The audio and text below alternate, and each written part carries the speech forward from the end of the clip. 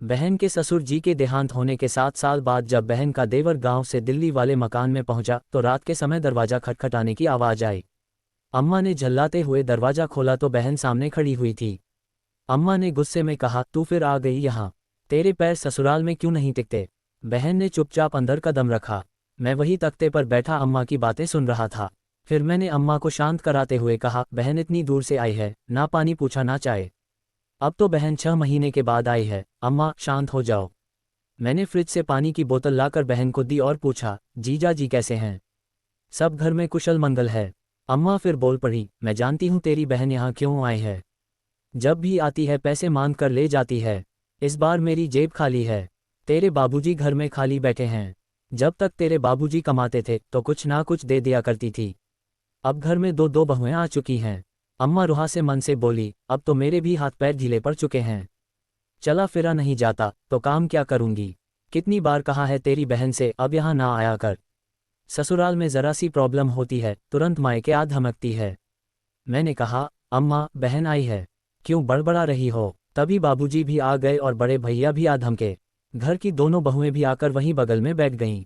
अम्मा ने सबको बताया, मेरी उम्र अब ढलती जा रही है, तुम लोगों के घरों की समस्या खुद ही सुलझाओ, मुझे बीच में ना डालो।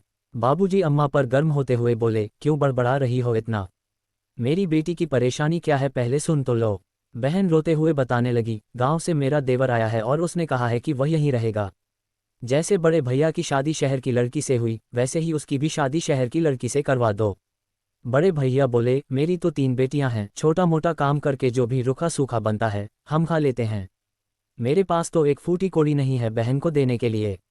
मैंने कहा, दीदी मेरा नया नया काम लगा है, 2 बच्चे हो चुके हैं।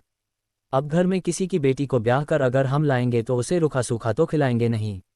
इसलिए हम भी तीज त्योहार में नए कपड़े सिलवा लेते हैं, लेकिन अब कंडीशन और भी खराब हो चुकी है। बाबूजी बोले, देखो बात ऐसी है, समस्याएं तो सबके घरों में होती हैं। जब आमदनी कम हो और नए नए खर्च निकलकर सामने आते हैं तो दिमाग काम करना बंद कर देता है। हर घर की यही कहानी है, सबके पास कोई ना कोई दुख है। पैसों को लेकर तो सभी के घर में महाभारत छिड़ी हुई है। तेरे देवर की शादी हम करवा देंगे धूमधाम से। बाबूजी ने दिनेश पांडे का जिक्र किया और कहा कि उनकी 5 बेटियां हैं जिनमें से 2 की शादी हो चुकी है। उन्होंने मुझे 2 सप्ताह पहले कहा था कि वे अपनी तीनों बेटियों की शादी एक ही मंडप के नीचे करेंगे। एक लड़का तेरे देवर हो जाएगा। अगले दिन सुबह बाबूजी दिनेश पांडे से बात करने गए। 2 महीने बाद बहन के देवर की शादी दिनेश पांडे की बेटी से धूमधाम से हो गई।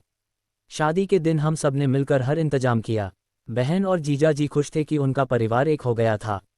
इस तरह हमारे बाबूजी ने एक नई मिसाल पैदा की जिसे देखकर पूरा मोहल्ला हैरान था।